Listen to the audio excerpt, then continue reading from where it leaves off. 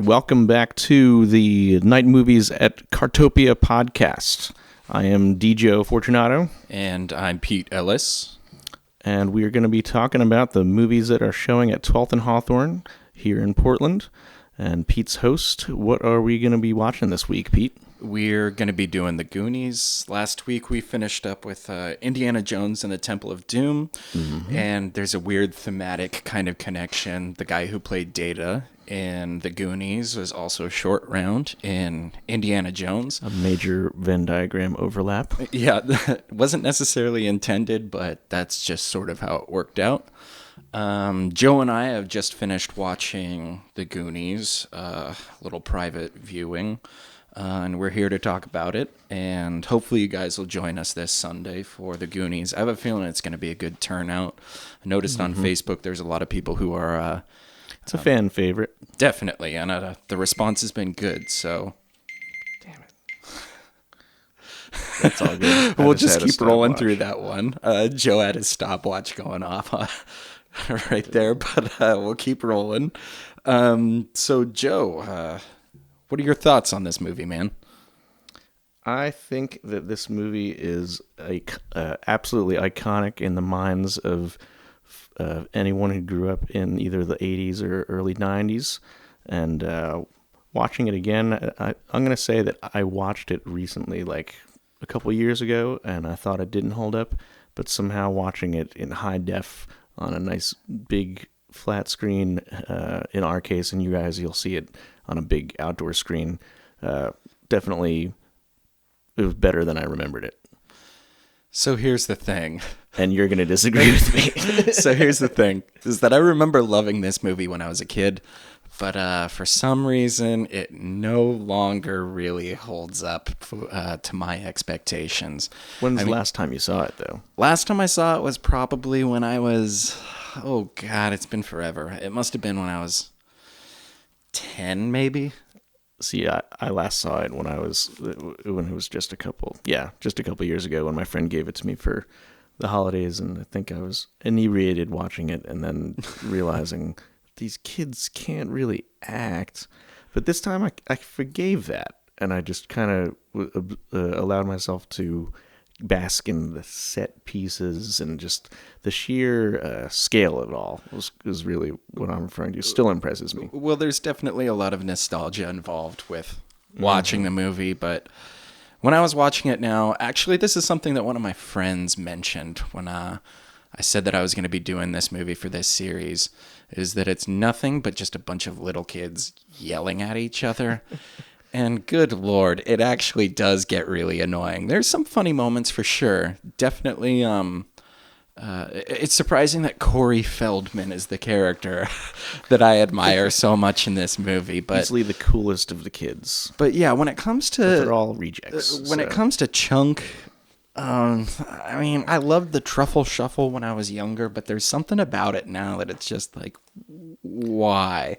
It's a little strange. I mean, I think of all the actors, he was a found actor. He was someone who was just picked out of a lineup of randos, and he didn't really follow up on the acting. Actually, most recent update, they have greenlit the Goonies sequel, but he is the one actor who has not agreed to appear in it. So is it going to be a movie, or is it supposedly a movie? Interesting. I wonder how that's going to go. Other update, I could bring it up later. I'll just bring it up now that they are doing a interactive Goonies play, and my personal plug is to campaign that I will not rest until it is a full-fledged theme park, because this movie is a roller coaster. It ends in a roller coaster. It is a roller coaster. It's a Hardy Boys adventure. It's all of these things wrapped into one. Borrows a lot from Indiana Jones. Borrows a lot from even the Little Rascals. But to me it's a nice blend of these types of things. Well, that's sort of the other thematic connection to last week. When we started watching this movie during the opening credits, I didn't realize that Steven Spielberg had actually produced this. And he did Indiana Jones, which we watched last week.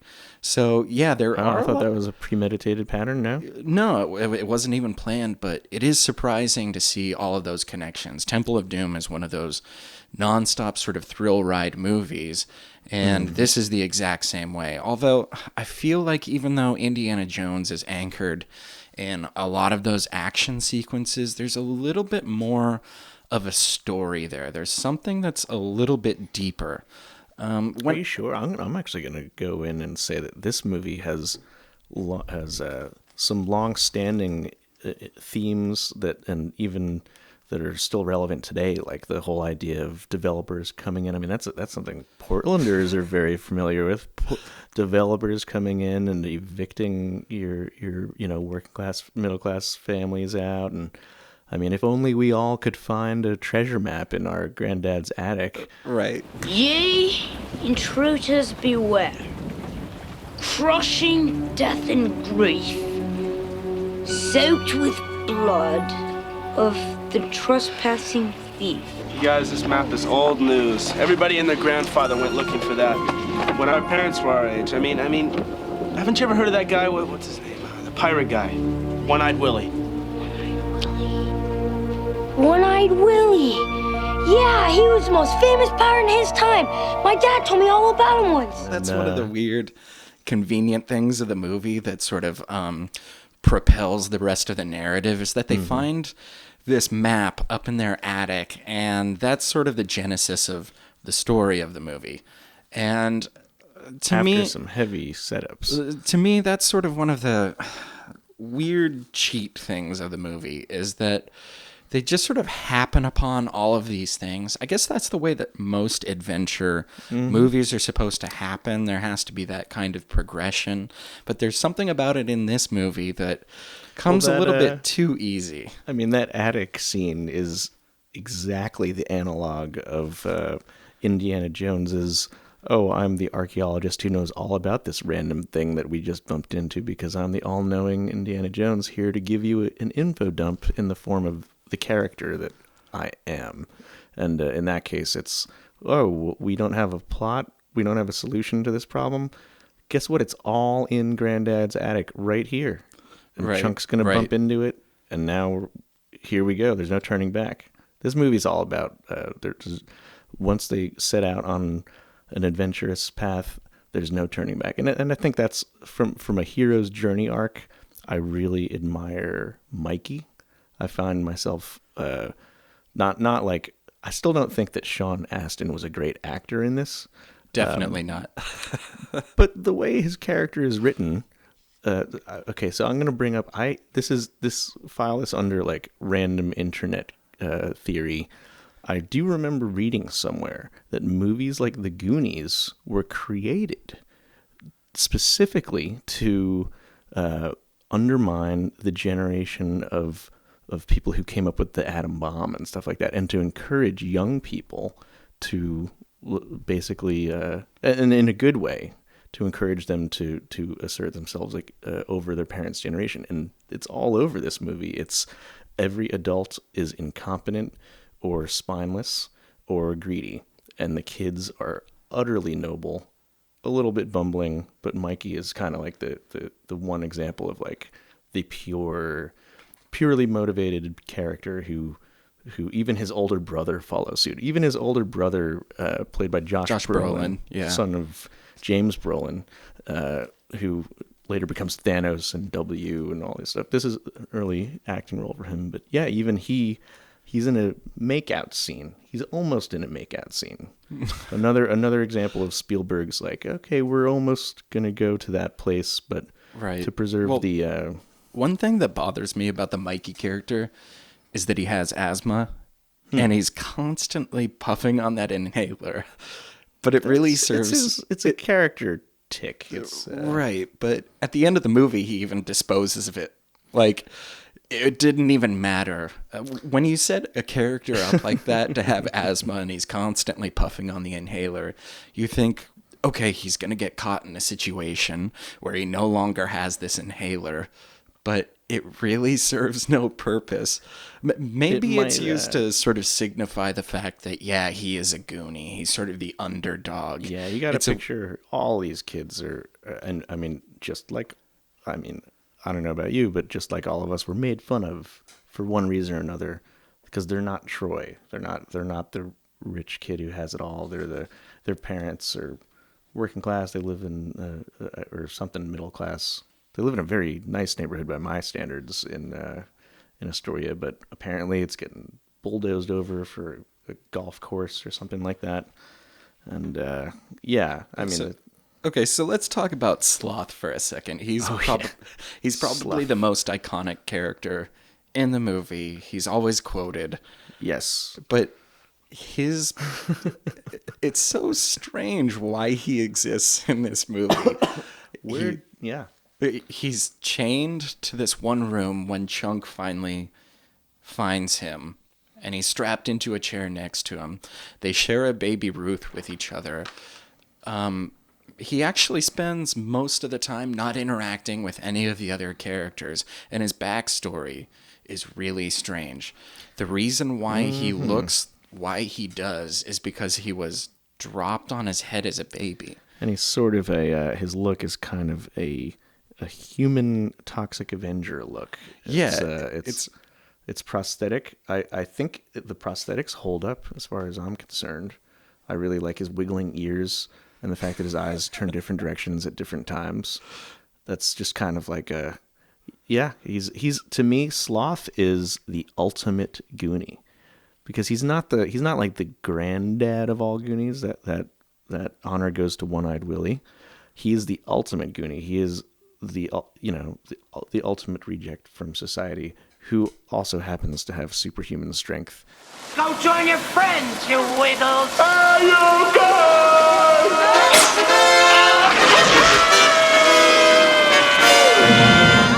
Basically, the purpose he serves is to help defeat the Fratelli gang. From inside. Right. Because he is a Fratelli. Right. Can we talk about the Fratellis for a sec? Okay, go for it. I do want to mention, I feel like the Fratellis watching this time around, they fall in the annals of great villains, especially 80s villains, because one of Mom Fratelli's first lines is, "The only thing we serve here is tongue." I mean, that's some pirate lingo mixed with some Italian mafioso stuff, and you boys like tongue. I mean, that's some Deliverance stuff. They are very Italian. I mean, you have Joe Pantoliano. I mean, he's great. And there's a lot of things I'll say about this movie with regards to nostalgia. I always thought it was Mandy Patinkin when I was growing up, but it's a completely different guy now that I see it again. But yeah, he's fantastic. He does the opera singing. No. That's the other guy. Oh, Joe Pantoliano is the one with the glasses? Right. Okay. I'm mixed up. Who's the other guy then? God, I always forget his name, but he's in everything, man. Yeah, he's there's a lot of great actors who would take these parts in these like iconic blockbusters just to probably pay the bills, make themselves a little more visible, and rack up some Hollywood cred. Right. Well, we did look up the budget for the movie before we started recording, and what was it? It was like I have $19 million. Is that right? Adjusting for inflation, and this is not an accurate adjustment for inflation. I'm going to say that this movie looks like a $200,000. It can't be that $150. Some of these set pieces alone, it's got to be something like 80, not that high. Okay, well, yeah. Well, we're not in like Spy. If we put it in Spy Kids territory for a current analog, yeah, I would say that Robert Rodriguez could pull this off. Certainly, as Pete mentioned, child actors don't have to be paid much, and let's talk about the child actor phenomenon in this movie. You have young Sean Astin, you have young Corey Feldman, Josh Brolin, and Data, who we still don't know his name. Who is in Data, aka who is Short in nothing Round. after this? Well, yeah, he'll be in the Goonies reunion. That's going to be his big comeback.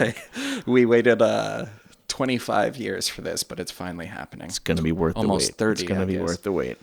I'm a Goonies fan, so I'm going to say that I think all these guys have held up quite well as far as their careers went, aside from Corey Feldman. But this is that's the funny thing is that this is Corey Feldman's high point, unless you count the Lost Boys. This movie is his high point, unless you count his band, the Corey Feldman band. But yeah, getting back to some of the production, you have a quick introduction of the characters, very efficient. I do want to talk about the economics of pacing and time. So this is directed by Richard Donner, also who directed Superman. So He did all the Lethal Weapon movies. He did all the Lethal Weapon movies. Very well versed in 80s action, and here he is under the guidance of Steven Spielberg. As a producer, it's debatable what Spielberg's role is, but I feel like his fingerprint is all over it. But Dick Donner's fingerprints are also over it. It's without him, you wouldn't have the ease with which they reference Superman when Right. Oh yeah, I didn't even think about that they connection. use the same theme that he used in his own movie. You have But why is Sloth even wearing a Superman shirt underneath all of that? literally because Richard Donner directed the Superman movie. Well, right, but I mean, it makes no sense It's intrinsically S. to the It's movie why he's S. wearing a It makes Superman him- shirt.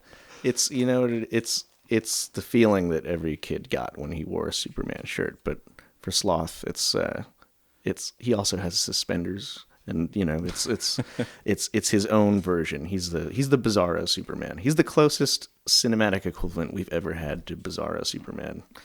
Just as a comics fan, I want to drop that reference. But some other things I want to talk about in the movie that you guys are going to watch this week when you come to Cartopia are amazing contrasts. So you have a lot of, I feel like this is Spielberg's influence.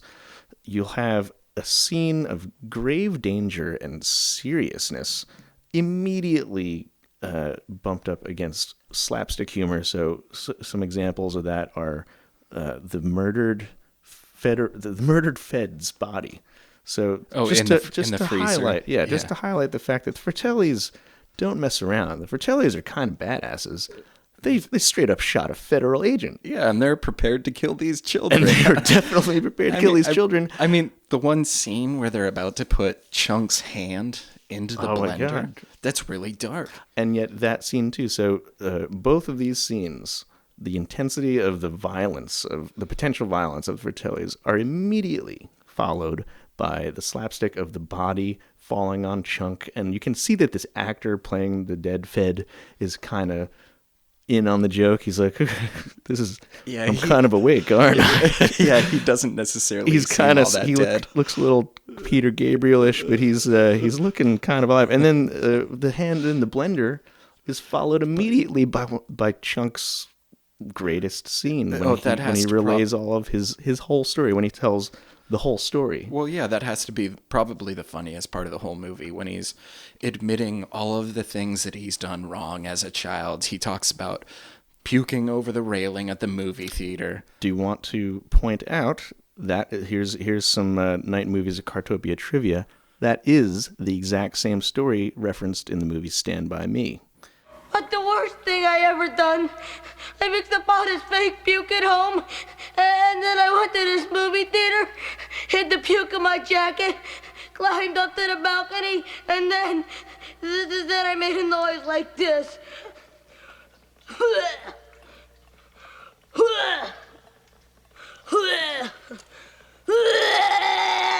And then I dumped it over the side.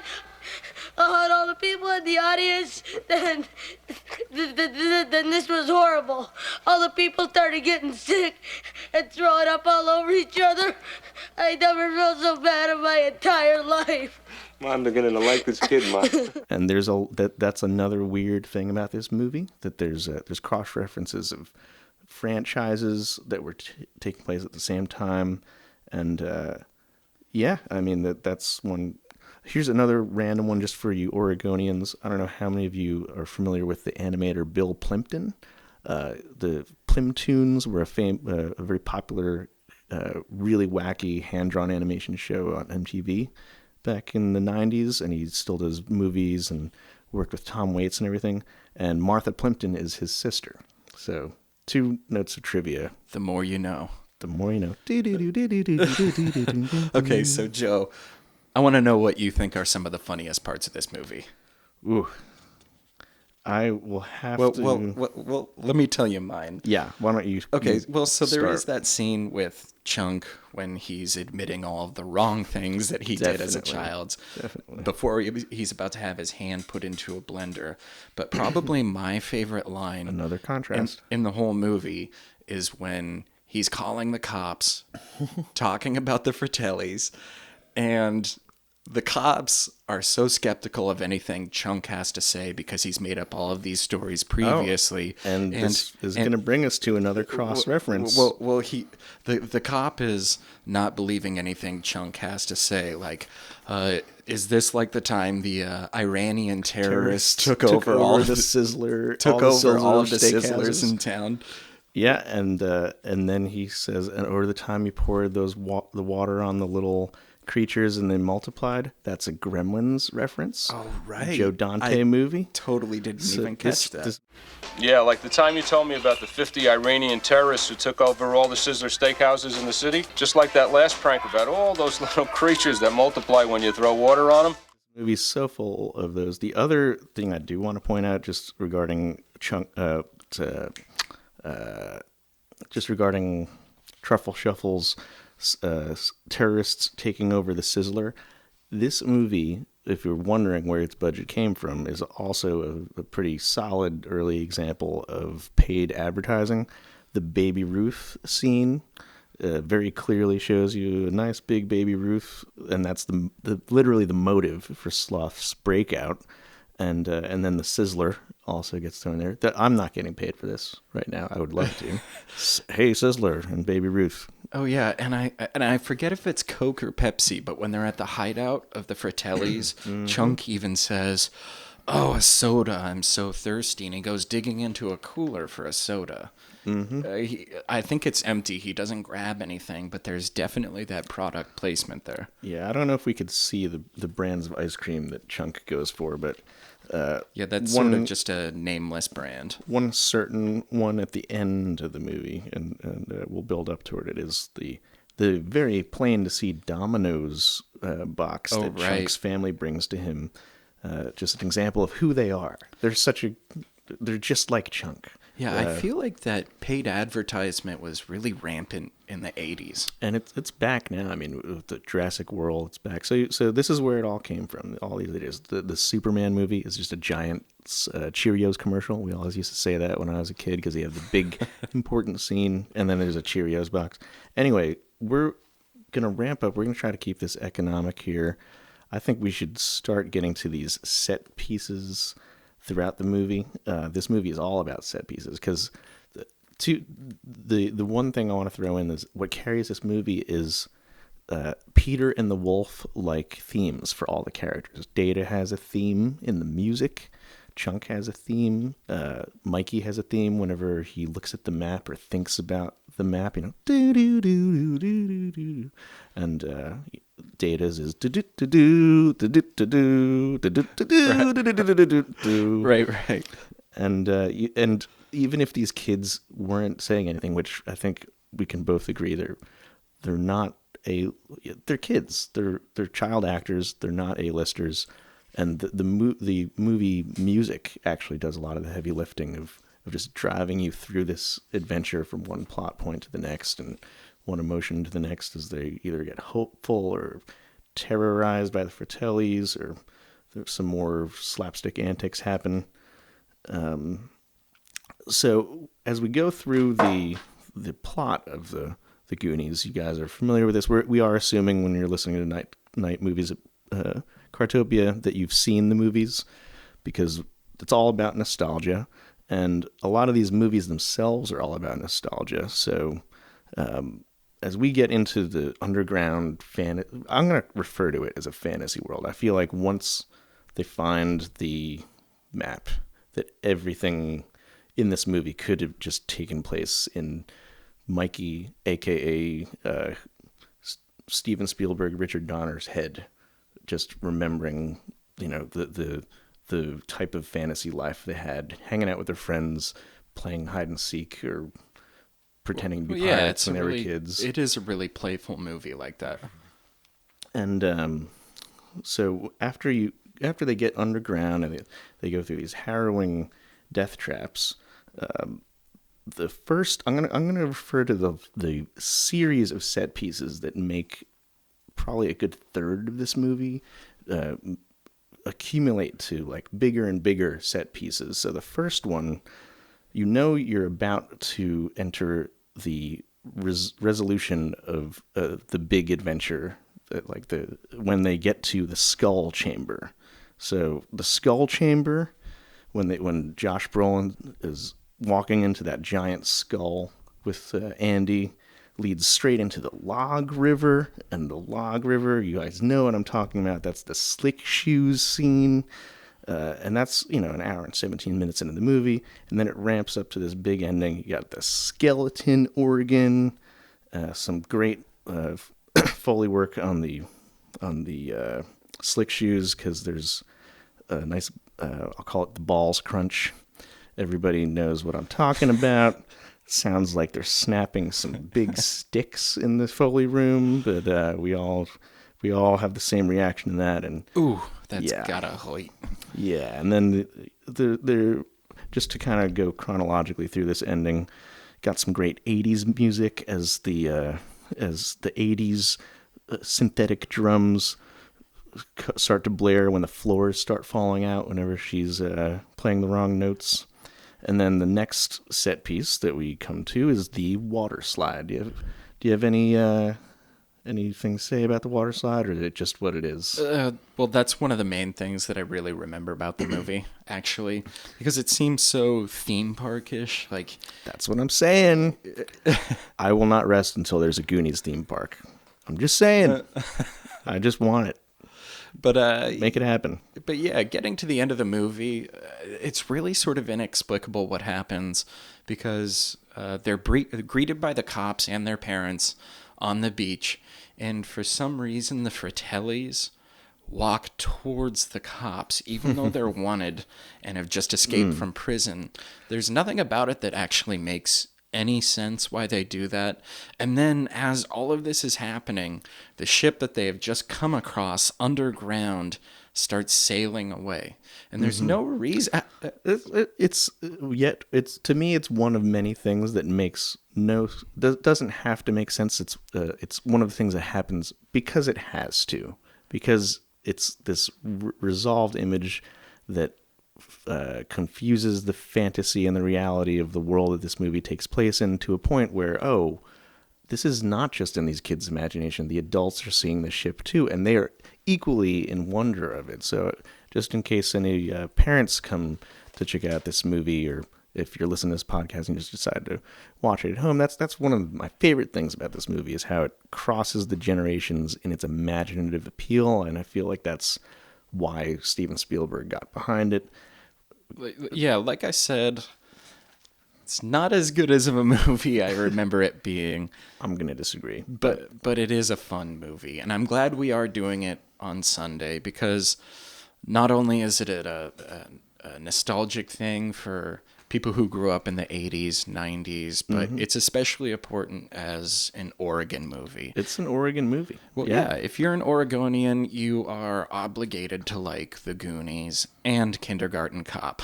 And let's not forget Free Willy. And Free Willy. That's my weird thing I noticed. What is it with Astoria and Willie in kids' movie? One-eyed Willie, Free Willy. Free Willy. What's going on, Astoria? Is there something you're not telling us?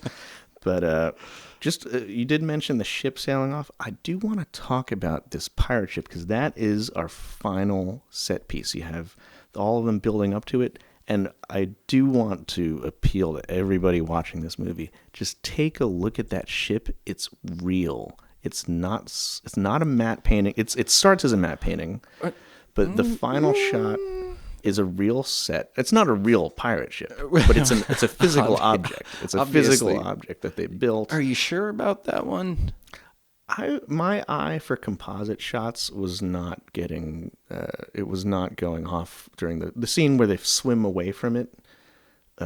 There are composite like rocks falling from the ceiling once the cave is collapsing, but there's a lot less of the composite shots in this movie than there were last week during Temple of Doom. Yeah, Temple of Doom was all about the composites. But still, I'm skeptical that last shot of that ship was not an optical shot. I think we could look it up and resolve it. But we'll find out on Sunday, and maybe we can get some other opinions there. But is there anything else you want to say about this movie, Joe?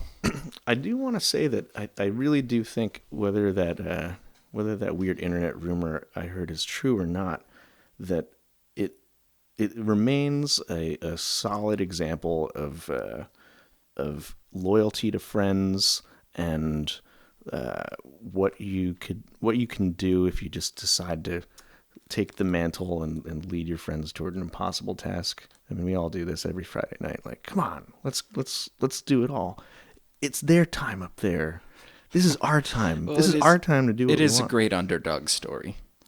And the Goonies are relatable for that reason. I also can point out that for all of us who blame Fred Armisen for all the people moving to Portland, that you can also blame Richard Donner for the people who moved Don't here. Don't forget Steven Spielberg. And Steven Spielberg, because, I mean, really ask yourselves when you got here.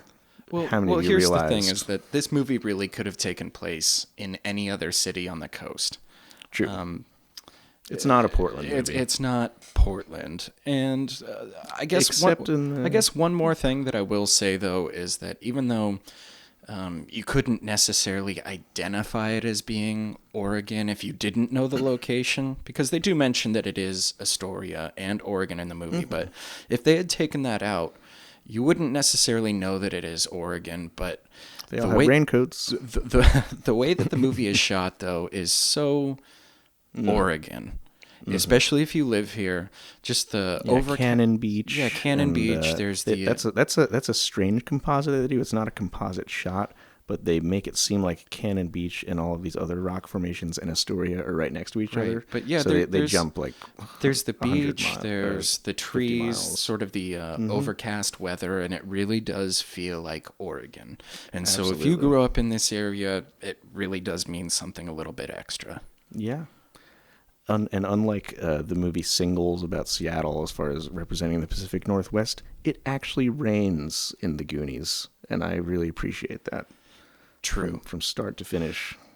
All right. Well, I think that's probably going to be it for this week. We have Predator happening next week. Joe, yeah. Joe, I know that's your birthday, so hopefully you can make it out for that.